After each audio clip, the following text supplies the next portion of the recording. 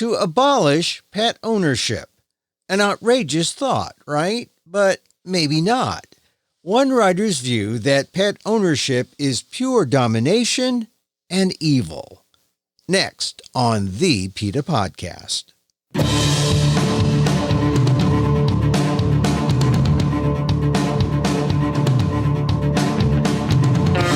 Welcome to the PETA Podcast.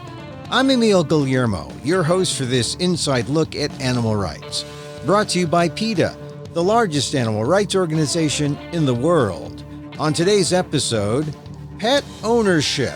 Is it enough to call them our animal companions and say all is good? Or does a true animal lover dare to think the blasphemous that maybe owning a pet is really a relationship of domination and control? And if it is that proper?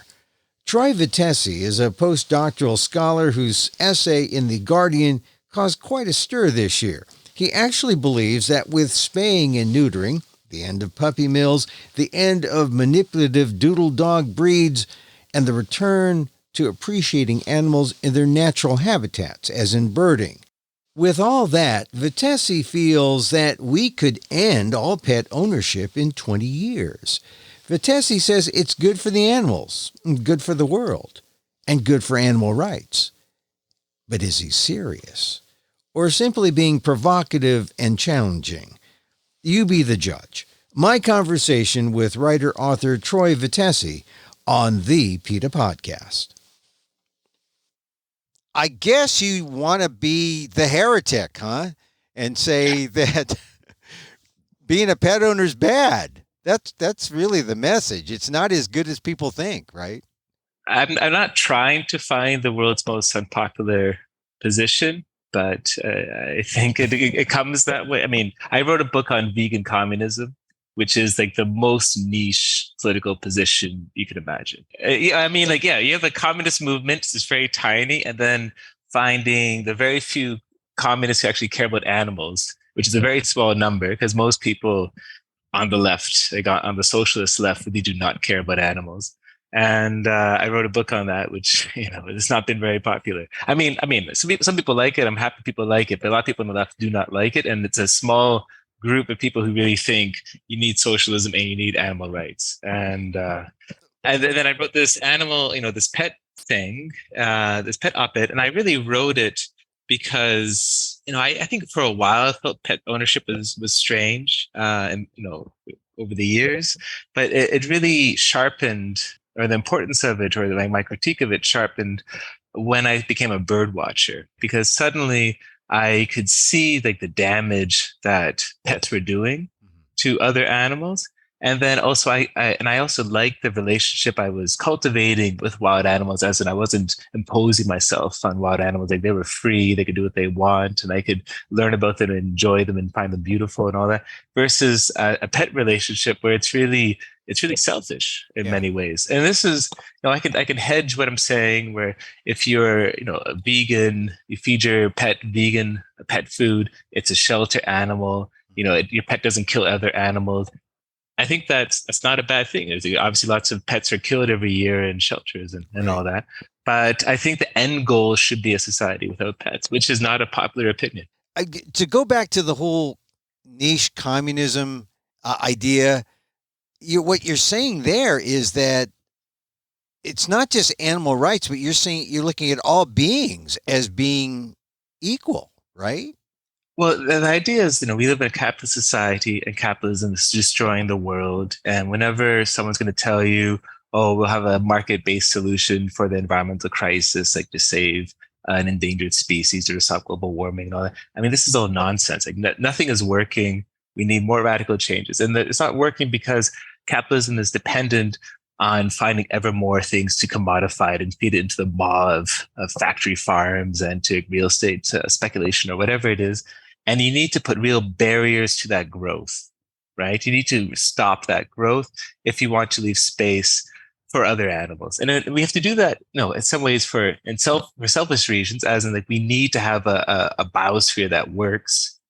And Anthropocene is a concept saying that the Earth system is out of whack and is really destabilized. And it's not just about fossil fuel emissions. It's actually mostly about factory farming and the destruction to the biosphere and overfishing and all that. If you actually read the scientific papers, it's mostly about what we eat and how that's destroying the world. Right. So we can do that for selfish reasons, as in if you treat the rest of the world and the rest of creation better, then it's better for us. But I think there's also many reasons to support animal rights if you care. I mean, if you're on the left, regardless. I mean, if you're on the left, you should care about oppression.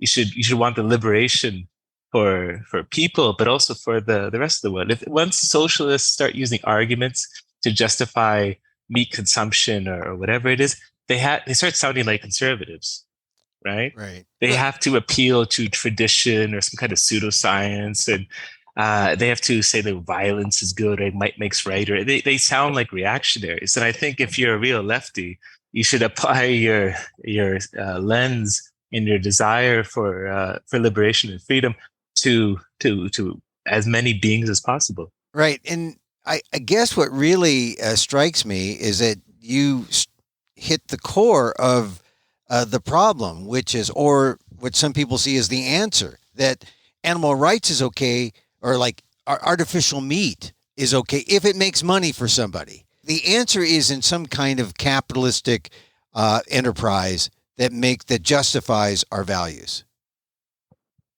It's just not going to happen. I can say even if you get lab meat, it's going to be like 10% of the market, and a lot of people are going to be like, oh, but it's a little more expensive, or it doesn't taste the same. Or people eat meat because they're trying to signify their gender position, like it's a macho thing and all that, and then their class position. Like it's an example of waste, right? If you read your Veblen, people waste resources to show their status, and that's the thing people are doing. And it's not just about taste. People don't eat meat for taste. And I think so when people are really into lab meat, I think that's going to solve everything. It's not. I mean, we need to have like a political fight to ban meat consumption. And I think the lab meat crowd, they are trying to avoid conflict. Like, and I'm sorry, I mean, the crisis is really bad, and we need to take rapid action now. So you're not going to avoid conflict. Yeah. So, all right. So that's the general. That was your first book that was unpopular, or where you took a stand against capitalism.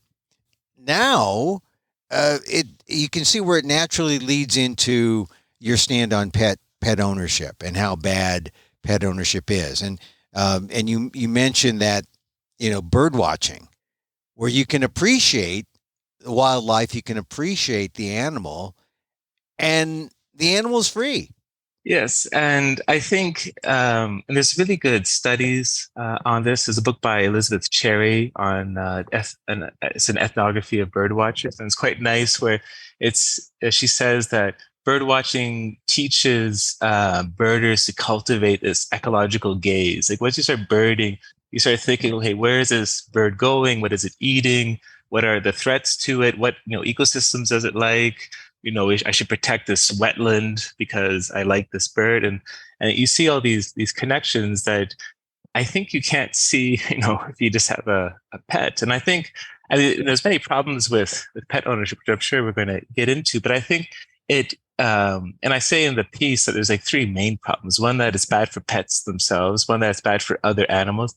And I think probably most severely in some ways and most insidiously is that it's bad for pet owners.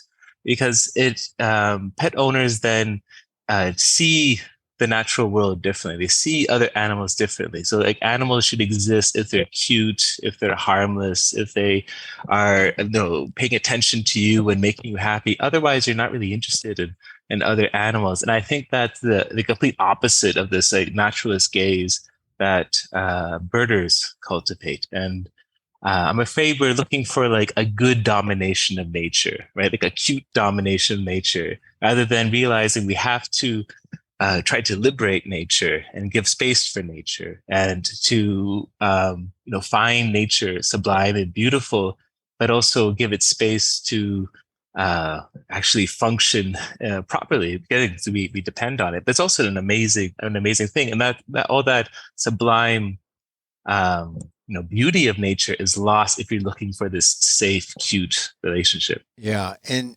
so in many ways, the ideal form of pet ownership should be birding. That should be the condition of one's relationship. It should be the nature of a birder to the bird. I think birding is one way. I think there's many other ways we could relate to nature. Again, I'm a historian, I'm an environmental historian. I also work quite a bit in animal studies. And I find it strange that there's so many books and studies written in this Donna Haraway vein about, companion species and people who have, horses and dogs and whatever. But there's really nothing on wildlife rehabilitators, right? And I think that is actually a very beautiful relationship. We have messed up the world. We have made the world a terrible place for billions of creatures, let alone billions of fellow humans. And there's a very small group of people who are not getting any funding from the government or anything like that, or big organizations. They're often, they're volunteers who are trying to help injured wild animals, right? And there actually was a film that was nominated for an Oscar recently called All That Breathes. It's about these two Indian brothers who are engaged in rehabilitating wild birds. And I think, that's a relationship where, we can connect with other animals, but we're doing it unselfishly, to really be unselfish finally with our relationship. And that's one way we can do it as well. But I think we should be cultivating these other kinds of relationships with animals. All right. So that is the ideal. That's where we should be going. But unfortunately, where we are is in this $260 billion global pet market that you're talking about. That we're mired in this this pet idea that is really feeds into the capitalist structure of the way things are. I mean, it's a market. You point out that the $260 billion global pet market is greater than the solar and wind industries combined. It's massive. This is we have created this. And you even mentioned China going from 0 pets to 251 million. It's also weird that we see there's this relationship between capitalism and this pet relationship. Like, it doesn't exist in other societies, right? I mean, people would have, let's say, a hunting dog, that they liked or whatever it was, or maybe they were a shepherd with a sheepdog or whatever. But the pets were working in Right. some. Yeah. I mean, the animals were working. And then this idea of having an animal that is useless. By definition, that's kind of what a pet is. A pet that doesn't do any work, that is only providing emotional comfort to its owner. That only emerges with the onset of capitalism. It emerges first in Britain in the 19th century. And then you get the first dog shows, first pet food for dogs. And also the first breeding, really intensive breeding of animals in the late 19th century in England. Because before that, there weren't that many breeds, and they weren't very strictly enforced. And suddenly people are really breeding animals to be another kind of commodity. And that's terrible for the animals, but also is something that can only really happen in a capitalist society. And again, as capitalism spreads, people become very unhappy in a capitalist society. And people don't feel fulfilled. They feel alienated from their work. They feel, anomie from the other people in society. And because they're sad, they buy an animal for emotional support. And I think we should not be at some of outsourcing the emotional problems that we have caused, to other people to animals, because animals do suffer as pets. And I think people don't really like talking about it, but people don't spend enough time with their pets. They don't walk their dogs enough, or whatever it is. I know definitely pet birds suffer a huge amount. They're extremely social animals, and if you only hang out with them a couple hours a day, that's not good enough. That's the real issue behind this idea that I would call heresy in our society, that pet ownership is bad. And the point is, it is bad because animals are suffering. Animals suffer as pets, which some people say, now that's not true. I walk my dog, I feed the dog, and I found this dog, I rescued it. How are animals suffering as pets? I wrote this op-ed, and I've written plenty of things over the years, and this got like a huge reaction from readers. And I did get a lot of emails from people, and they had to track down my email address and all that. And half of them were people who were really glad. They're like, I've been thinking this for a long time, but no one talks about this, right? Like this discourse doesn't really exist. And then the other half were like angry pet owners who were saying exactly what you're saying. Like, well, I'm a great pet owner, so yeah, my dog is happy. So what are you talking about? And we just have to think about how, with the whole life cycle of a pet, right? So again, from the beginning, what gives us the right to cause genetic mutations, to cause real genetic harm to animals through this inbreeding, to make them more doll-like. I mean, pedigreed dogs have the same genetics as siblings, the offspring of siblings, and that everyone knows this causes huge health problems for these animals. And again, we talk about the loneliness, but also like how many animals are killed every year because they're abandoned at shelter. The shelters can't take any more pets, and it's in the hundreds of thousands in the U.S. I think it's close to 1 million animals are killed every year at shelters. I mean, it's terrible. Let alone also how they're bred, where they're in these puppy mills, where these the mothers are kept constantly pregnant, and then they're discarded once they are not able to keep up with production, basically. So I think the whole thing is really messed up. Let alone all the damage animals cause to other animals. Again, if pets were a country in the United States, if they counted the country for meat consumption, they consume more meat than Germany.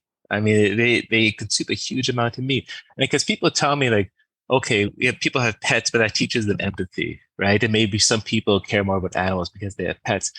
It's a very small percentage of pet owners are vegetarian or vegan, right? It's only slightly higher than the rest of population. So, and only 1% of pet owners actually feed their animals vegan food. And that includes many vegetarian or vegan pet owners. Right. So I don't think this is actually worth the cost. Well, you say blanketly or boldly, pet owners are not animal lovers. No, I don't think they are. I think, again, I remember being with my mother one time, and we were bird watching, and it was an ecologically sensitive area, and there would be signs saying like, leash your dogs, right? We would tell people, leash your dog, and people would get really angry actually at us. I think if you were an animal lover, you would care about what your pet could be doing to other animals, but also you would care about other animals in general. You wouldn't eat animals. You wouldn't wear like these coyote trim fur coats that people wear while they have a dog right next to them. They wouldn't be supporting the destruction of wolves because wolves are eating cows or whatever it is. I mentioned in the piece that I think if people really like cats, right, they would care about wild cats, like endangered wild cats, because in Europe, where I live, there's a native species of wild cat that's very similar to the house cat, and it's extremely rare, right? There's only like dozens of them in some countries, but there's millions of pet cats. So I don't see any transference of empathy from pet ownership. It doesn't teach us anything. You say it doesn't teach us anything, but it does serve a function. And this is where, like in the old days, maybe, or they still have working dogs. Dogs are animal companions. Pets have a function, and their function is to be a toy, a doll. You mentioned doll in your essay. What is the function of the pet as a doll, and how does that feed into our need to be a pet owner? And why is that bad? It's not good for the animal itself. I mean, it's being bred in certain ways to become cuter and all that, which causes damage. Like, for example, the French bulldog is the most popular breed in the US and many other countries now. And it's an extremely, injured animal. It's bred to be disabled, basically, because it's cute. And again, as I was saying before, I think this like seeing the world through this lens of cuteness, right? This lens of like, what is this animal doing for me, makes people have less patience for other relationships, right? So I remember one time I was talking to a neighbor and she was saying like, yeah, there's this raccoon and we have to get rid of this animal, right? Like it's causing trouble and all that. I mean, like either the animal is like fully controlled by you and also is reflects you in some way, like someone that is giving you unconditional love, basically. That's what people want from pets. But the conditions for unconditional love is the complete domination of this animal, right? This animal has no other place to go. It's completely dependent on you for food. We again they mess around with its genetics to change its personality and all that. And what gives us the right to do that? Because again, we do not reciprocate by we have a completely dominate this animal. We do not give this animal anything in return. When people get tired of animals, and it happened quite a bit during the pandemic, people got their pandemic pets and they went back to work and then they got rid of their animals in huge numbers. People just dispose of it like a toy, right? And I do not think this is justified. Yeah, I think it's mistaking what the relationship that we could be having with the natural world, like this messy relationship with wild creatures that is unpredictable, as in like, what's it like to live in a city that has, let's say, mountain lions or bears or, or foxes or wolves nearby, right? And I think people are uncomfortable with this relationship. People want to have a very different connection to nature that is safe and predictable, but that's not a good relationship. Or a fantasy, maybe. But look, you mentioned relationship based on, the animals we would encounter who are free. But let's put it in an urban setting. In New York, they just named a rat czar. Rats are part of the urban animal landscape of New York, and yet people are frightened by them. They freak out at the sight of rats. Now, I know rats can be pets too. Aren't they better as pets than as wild rats in a place like New York? We say wild, but I mean they're feral rats in that case. Like there are, it's hard to imagine, but they're, it's kind of like, what's it like to see a raccoon in the forest? Like it's very different from a city raccoon. Like what's it like to see a rat in the wild where it's eating grass instead of garbage? I mean, like this is something that's even hard for us to comprehend. I think this is another example of this idea that animals are disposable, right? So instead of New York actually fixing its sanitation problem, right, they're just going to try to wipe out the rat population with poison or whatever they're going to do. And this is bad for rats, obviously, and it's really unfair for rats. Not like, who created the conditions for this boom in the rat population? It was us, right? But we're not taking responsibility for that. And then all this rat poison is really bad for the rest of New York's environment, right? Like there are birds of prey, for instance, that will eat rats and they will die because they're eating poisoned rats. There actually was a barred owl in New York the first time in many years, and it died probably because it was eating too many poisoned rats. So I think, this is another example of us seeing that animals are either good because they're cute, or then they can be destroyed. But either way, we have complete control over other animals. So we're mired in this, as you point out, this $260 billion global pet thing. How do we get out of it? If it's so bad, how do we gradually emerge from this money pit and become free of this kind of pet thinking? I think we need to do it because there are also hundreds of millions of feral cats and dogs that are destroying ecosystems around the world. I mean, cats alone have caused the extinction of over a dozen animals. Dogs are threatening dozens of other species with extinction.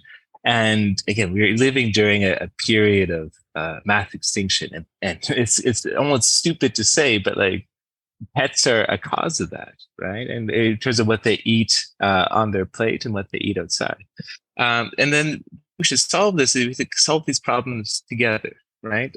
And the way I see it is like, what is the relationship we want to have with other animals? We want other animals to be free. We also want them to have enough space for them to thrive. So this is why, veganism is very important for my book on socialist planning, where it's, if you have a fully vegan humanity, then we suddenly have all this space for renewable energy infrastructure and for more nature parks, and that could actually stop the mass extinction. Because as your listeners know, meat production takes up a huge amount of land. And similarly, if we actually want to have a new relationship with animals, which should be part of this vision, is that we would phase out pet ownership, as in you would spay and neuter pets as we have now. You would capture feral animals and then hopefully rear them as pets if you can. And there'll also be a larger, demand for these feral animals instead of just killing them, which is what a lot of environmentalists want to do by, going out and actually taking out these feral cats and dogs and putting them in people's homes. You would, within 20 years, you would not have any more cats and dogs. And then the point is then cultivate these new ways of engaging with other animals, right? To encourage amateur naturalism, to encourage, having rehabbing as a normal practice, to encourage, people to go bird watchers or get into lizards or insects or anything like that. And I think that's the end goal, right? To get rid of that domination of animals for meat or for our emotional support. But you really think that if we did things that you just described step by step, I guess the biggest thing is spay and neutering, right? And then I guess once your dog or cat expires, not get another one unless it's a feral cat or dog. But you really think that in essentially a generation, 20 years, we can be pet free? There are a huge number of feral cats and dogs. Actually, most cats and dogs are feral. I think it's something like only 1 in 5 or 1 in 4 is actually owned by people, and the rest of them are just roaming around. Think of all the challenges that we face, like dealing with this issue is not a big deal. Like as in like transforming the energy infrastructure that we have. That's a much harder thing than to say maybe we shouldn't own pets. None of this is infeasible. I think it just takes a different mindset. And again, I think this is hard for lots of vegetarians and vegans to talk about, because I think they really enjoy their pet ownership, right? They really enjoy their pets and they may become vegetarian because of that. But I think it's also realizing that we shouldn't, the domination is part of the problem. There's like a desire to dominate is part of the problem as well, that we should give that up too. So Troy, I'm a pet owner. Am I a bad person? No. Not necessarily. I mean, I know that you must be a vegan and you probably feed your animal a vegan diet. In the essay, I wrote that cats are a trickier problem. A friend corrected me and said that cats also can be fed a vegan because diet. They're carnivore, basically, right? They're obligate carnivores, but we've much improved vegan substitutes. As I said, I think in the short term, adopting shelter animals and feeding them a vegan diet, I can't criticize that. But I think the goal, you can say to yourself, like, why is that a good relationship to have with an animal, right? Like, would you support the eventual abolition of the pet ownership, or are you skeptical of it? Abolition of pet ownership. I would be for that. I had my dog just like scratched me the other day. I wouldn't want to abolish her, but I was pretty upset. But some people would say that's kind of extreme, I'm sure, right? Yes, but I think of course it is. I'm not holding my breath for this to happen, right? But I think it's useful to think in impractical terms. Be like, what is the society we want? What is the relationship with nature that we want, right? Let's be critical of everything, including the only thing that, Republicans and Democrats agree on, which is like dogs are great or whatever it is. Let's be completely critical, right? And let's imagine what's actually possible. And I think lots of people have been unsettled by the pet relationship, but again, I felt like there's no real language for it, no real discourse for it. This idea of having an animal just like wait on you all the time, to be a toy for you all the time, it's a strange relationship, and it's also historically not a very old relationship. and we have to imagine alternatives to it. Yeah. I mean, at least if you call for the abolition of pets, you're at least moving toward a more virtuous path in terms of one's relationship. That's the main thing, right? To be truly empathetic, to be true animal lovers. Your goal shouldn't be the domination of another animal. Yes. And I think we also have to, combine the way we think about pets with these other issues, such as with mass extinction, with agricultural use, with also mental health in our society. Of thinking, why are people so sad where they have to depend on animals to be happy? How have we built our cities or structured our work week where people are lonely? Right? I mean, we should be solving those problems as well. And I think if you raise this pet question, then suddenly you can see these other things as well. And also, again, for me, it's like I've had pets before. I know what it's like to have a pet, and we were not always good pet owners. We had some lizards. One of them escaped. One of them died. It's like we were not. I think people are often careless, and I don't think we were the only pet owners to accidentally. No, someone they let their cat out, accidentally gets hit by a car. There's all this stupid stuff that pet owners do that harm their pets, or their pets harm other animals. And this kind of carelessness that is accepted by society is ridiculous, right? I mean, we should not have an animal, like another living being, that we can basically accidentally destroy them just because we're idiots. I mean, this is not a good relationship. Yeah, and so, I understand what you're saying, but if we take care of this, I mean, at least it's a positive thing if you start calling them companion animals versus pets, right? I mean, maybe that's I disagree, actually. No? Oh, dark. No, I think Haraway, this is I have many unpopular opinions. I could tell you lots of unpopular things.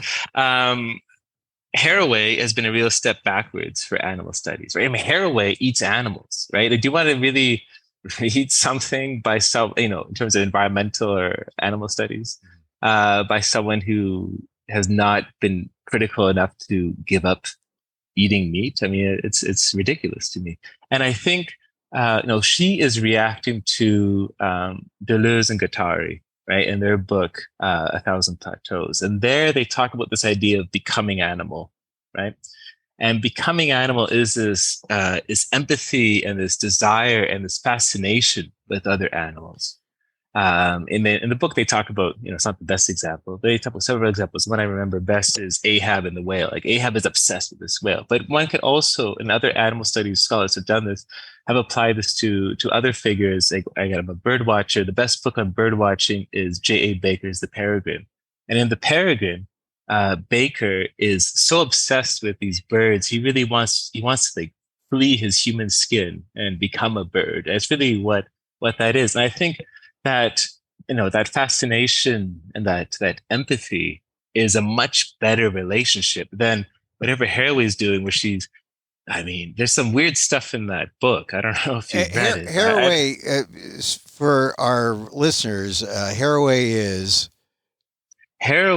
is an STS, like science and technology studies scholar who's been around for a long time. She's famous for writing the Cyborg Manifesto.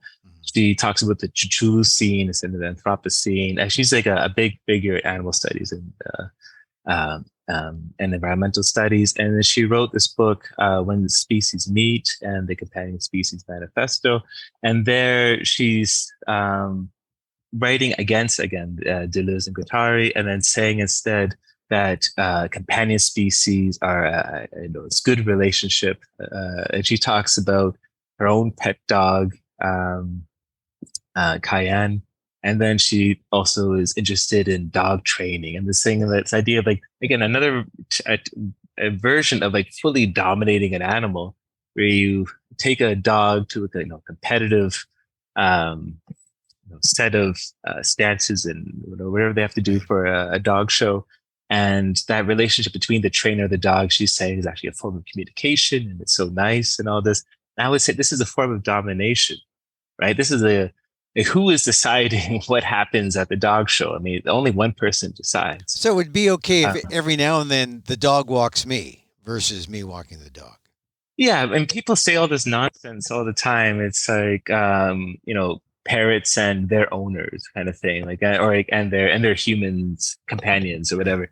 It's not an equal relationship. It's as stupid as like the crap you hear about, I don't think Michael Pollan or whoever says this kind of stuff, where actually we co-evolved with other animals in terms of, sheep or whatever. So when we raise them for slaughter, actually, they've like chosen to become domesticated. This is like such ridiculous pseudoscience. It's such like a apologist nonsense to justify meat consumption. And we should not, we should be critical scholars. We should not look at the pet relationship and be like, oh, wow, this is such a great thing. This is actually a really progressive, cool thing, this pet relationship. Like, no, like this is an unequal relationship that's causing a lot of harm.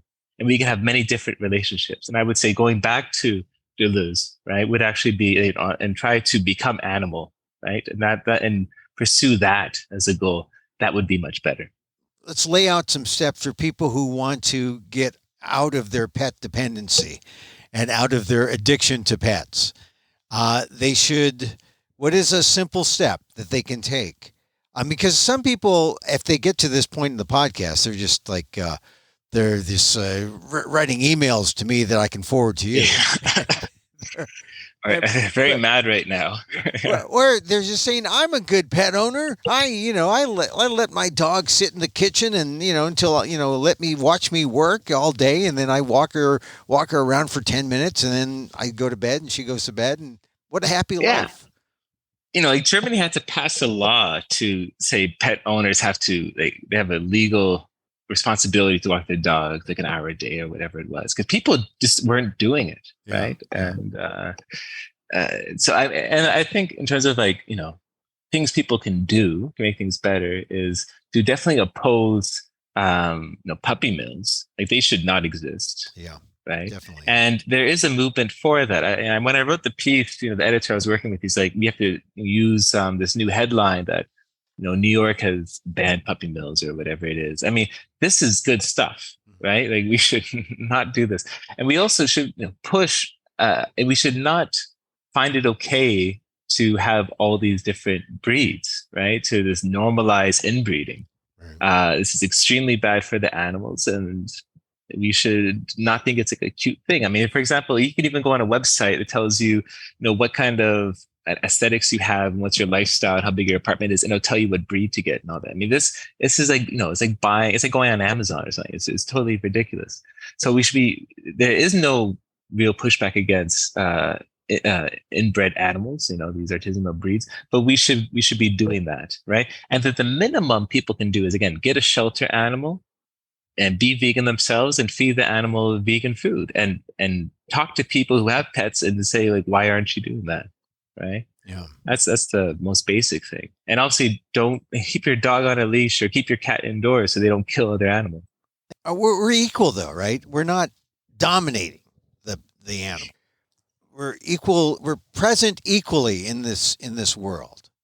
One individual can't do very much. So that's why I was saying, like, the goal is to, ban eventually, definitely ban puppy mills, but also just ban commercial selling of animals, and then to eventually get rid of the animal, like the pet population, right? That should be, that has to be the end goal. Because again, if you don't get a pet, then some pet could have died in a shelter, and that's is that much better? No, that's why we have to act collectively to change that. I mean, unfortunately, these animals that exist are imprisoned by their domestication. Right. And we have to fix that mess, right? It's not going to be easy. And there's no easy solution. Even controlling the sexuality of an animal, right? To actually spay and neuter or whatever is very strange. My mom has a pet parrot. That parrot is extremely horny, like it's, and is it spayed? Is it neutered? No, you can't. You can't do that with a parrot. But it's what gives us the right. This poor animal is so deprived, right, of her sexuality, even, right, or even basic parrot-like things she wants to do. Like she wants to build a nest. She can't do that. Again, like we should be critical of how we're depriving animals of, and what Marx would call their species being. Like they want to do certain things as animals that we are depriving them of that. So again, we have to work together to, I think, at least politicize this a little bit. I mean, there's like nothing on this, right? And that's why I wrote this crazy thing for The Guardian, was let's get a conversation going. Well, I think it's worth talking about the abolition of pet ownership. We have a lot on our plate. We have to get rid of capitalism. We have to stop, the environmental crisis, some mass extinction, and we have to do this. Like it's a lot of messes. This is sort of the easy entree. This is the easy of all the things you mentioned.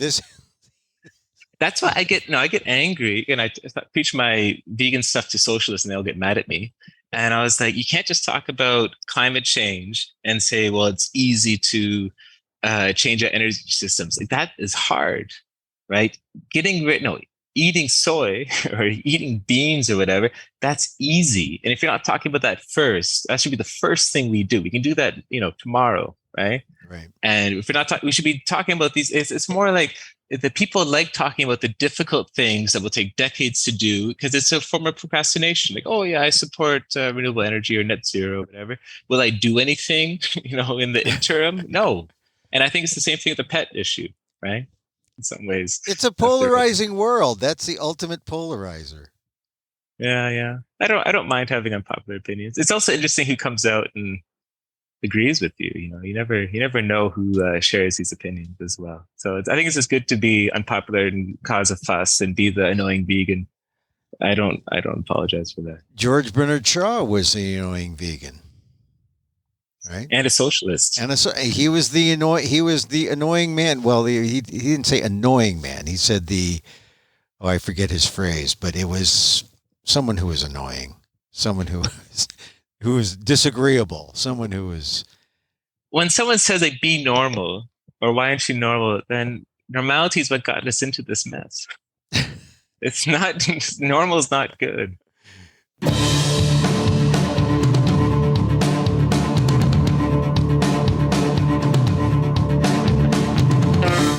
Troy Vettese is a writer and postdoc from Canada. His new book is Half-Earth Socialism. His controversial piece against pet ownership appeared in The Guardian this year. And that's our show for today. Thank you for listening. Don't forget to send a link of this show to your friends. Tell them you like the PETA Podcast. You can contact us at PETA.org. You can find me on Twitter at Emil Amok. That's EMILAMOK. Or see my vlog at amok.com. Or see my work at ALDEF, the Asian American Legal Defense and Education Fund. That's ALDEF, AALDEF.org/blog. Or you can get the podcast on YouTube at Emil Amok 1. That's YouTube at Emil Amok, EMILAMOK 1.